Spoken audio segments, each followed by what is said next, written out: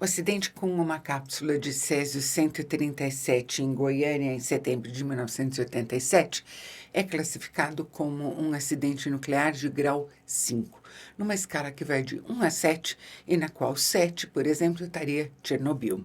E ele é também o maior e mais grave acidente nuclear em toda a história, não ligado a uma usina, da qual a gente teve uma até hoje na história, e é uma a mais do que deveria ter acontecido. Como é que a gente chegou a essa triste distinção? É o assunto de Emergência Radioativa, a minissérie brasileira que está na Netflix. Para dar uma dimensão à coisa, 19,26 gramas de Césio-137 geraram 6.000 toneladas de lixo radioativo, provocaram 4 mortes por efeito direto logo nas semanas seguintes ao acidente e deixaram pelo menos mais uma centena de mortos nos anos seguintes, embora não reconhecidos oficialmente, além de várias outras pessoas contaminadas, feridas, doentes. Mas uma tragédia não é uma tragédia porque ela tem números impressionantes. Ela é uma tragédia porque ela afeta pessoas. E esse é um aspecto que essa série criada pelo Gustavo Lipstein, que foi também o criador de Todo Dia, a Mesma Noite, sobre o incêndio na Boate Kiss, não descuida. Pelo contrário, aqui, tanto as vítimas quanto as pessoas que tentaram de toda forma conter a contaminação são o eixo da história. Principalmente o Márcio, personagem do Johnny Massaro, um ator que eu gosto muito e que tem um estilo sempre muito discreto, que cabe muito bem aqui na minissérie. O Márcio, assim como todos os outros personagens da série, é decalcado muito de perto das pessoas reais que tiveram envolvidas nesse acontecimento. Mas todas elas aqui estão com o nome trocado. Isso porque a minissérie se atém com muita fidelidade aos fatos, à sequência dos fatos, a todos os passos que foram dados, mas ela quer alguma liberdade para dramatizar as circunstâncias de cada uma dessas pessoas. Daí, então, não usar os nomes reais. O Márcio, esse personagem do Johnny Massaro, é um físico nuclear muito jovem que está em visita a Goiânia e que é alertado por um colega dele, médico de um hospital, de que várias pessoas estão aparecendo ali com o que parece ser síndrome de envenenamento radioativo. Mas como explicar algo assim? Bom, tudo isso se explica devido a uma conjunção de fatores bem brasileiros. Primeiro, o descaso escandaloso e irresponsabilíssimo dos proprietários de uma clínica radiológica que, ao abandonarem o local, deixarem ele em escombros, largaram ali um equipamento de radioterapia contendo essa cápsula de Césio-137. É numa briga de natureza imobiliária e dane-se quem vier depois, né? E o que veio depois foi a precariedade econômica.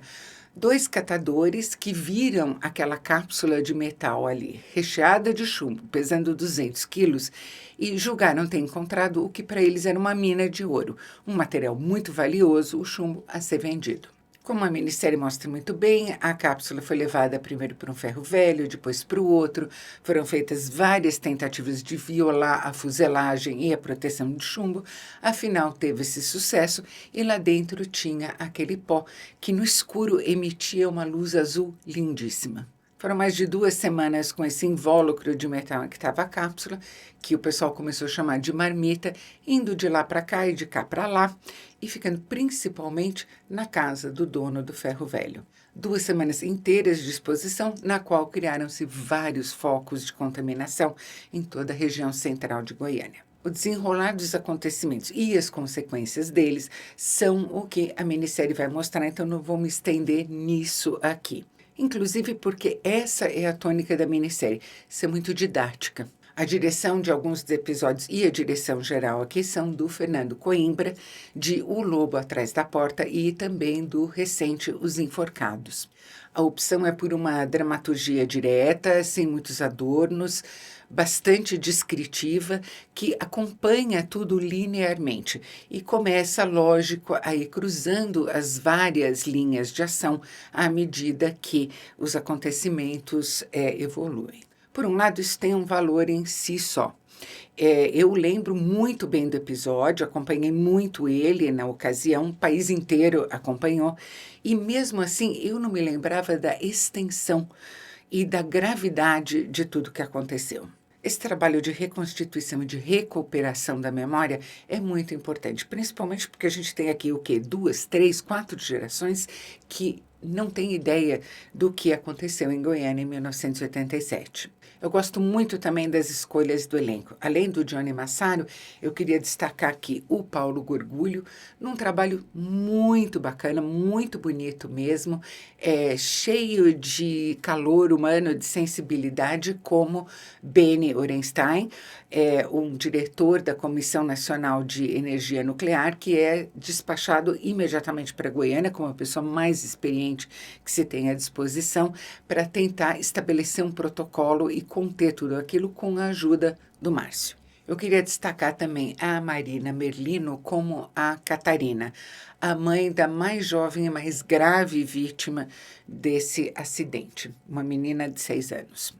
Aquilo que é mostrado na série, dela ter brincado com o pó e depois comido um ovo sem lavar as mãos, infelizmente é verdade. E queria destacar principalmente a atriz Ana Costa no papel da Antônia, a esposa do dono do ferro velho, que foi quem primeiro associou o mal-estar que todo mundo estava sentindo à presença daquela marmita na casa dela e decidiu tomar uma atitude. Não fosse a iniciativa dela e a tragédia teria sido ainda muito pior do que foi. Por outro lado, se essa linha direta e didática que a minissérie segue tem um valor intrínseco, por outro lado, eu acho que a gente perde aqui uma oportunidade de fazer um retrato maior, de chegar no âmago do país. A gente tem aqui inúmeras situações de oposição. Oposição entre população e autoridades, entre ciência e política, entre bom senso e deslumbramento. Mas eu não acho que essas situações de atrito que amplificaram as circunstâncias são aproveitadas visualmente, são traduzidas numa linguagem visual. Eu vou fazer aqui uma comparação injusta com a minissérie Chernobyl. Injusta porque, lógico, eles tiveram à disposição um orçamento imensamente maior do que Emergência Radioativa teve. Mas a comparação que eu vou fazer não está na escala da produção, está naquilo que se quer expressar com a minissérie. O que eu acho que Chernobyl deixa claro é que, fosse qual fosse o acidente, ele seguiria exatamente o roteiro que seguiu a explosão do reator 4 de Chernobyl. Inevitável dentro de um império corroído por dentro, prestes a implodir e viciado em dissimulação e em ocultação.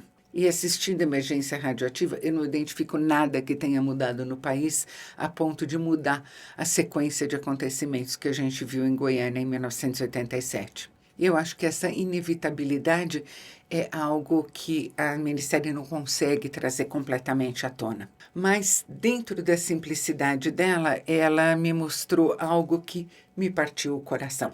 Eu acho que as cenas mais poderosas de Emergência Radioativa são justamente aquelas que mostram o encanto das pessoas que descobriram a cápsula com a beleza que elas estavam vendo. E esse é um traço maravilhoso da natureza humana, a capacidade de se deslumbrar com a beleza e de querer dividir esse prazer, essa sensação da beleza com outros. O dono do ferro velho distribuiu o pó de césio para vários parentes, vários amigos, querendo dividir com eles justamente aquilo que era tão lindo. E é tão triste e, ao mesmo tempo, tão poético ver um marido enfeitando a mulher com aquele pó que brilha tanto, um pai querendo dar estrelas para a filha pequena, a vizinha que põe o pó ali no altarzinho da casa dela como a coisa mais preciosa que ela tem a oferecer. Isso é o que me arrasou. Tem cobiça, ganância, indiferença e responsabilidade e descaso para todos os lados nessa história, mas não o lado das vítimas. O que selou o destino delas foi primeiro o deslumbramento e depois a generosidade em dividir ele com os outros. É muito triste. Se você gostou desse vídeo, não se esqueça de curtir. Inscreva-se no canal e clique no sininho. E a gente se vê no próximo vídeo.